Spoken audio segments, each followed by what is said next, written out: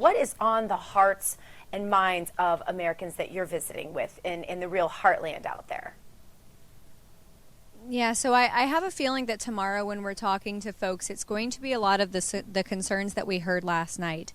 And those concerns that I heard are school curriculums, wokeness, and critical race theory, CRT, being embedded into their children's curriculums, sometimes without the parents even knowing, LGBT Q curriculum being driven into kids' school curriculums as young as first grade. That's one of the biggest things, because these are kids who are going to grow up and be leaders in this country. So that's one of the biggest things. Of course, election fraud was definitely on the minds of Illinoisans last night. They were very concerned about that in their own state. They are not very far from Chicago, and we know that Chicago politics are, I mean, some of the most corrupt politics and political system in the country.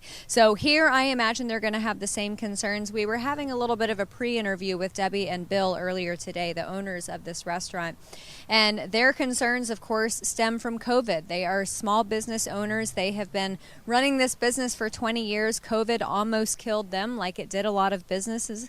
And they said, looking back on the COVID restrictions, the masks and the shutting down, and they said, look, hindsight is 2020. We wish we hadn't done that, but no one really knew what this was about, so we just tried to follow orders as much as we could. But I think if they had it to do it all over again, they would have done things very differently. But they said that they are finally getting a little bit closer to what their normal sales and capacity would be. So I was very glad to hear that, because it's just a very down-home establishment, obviously family run, the whole family's involved. So I'm happy that they survived, and I am delighted to be here tomorrow. You guys, when you see the inside of this place, American flags everywhere, Americana memorabilia everywhere. It's just amazing.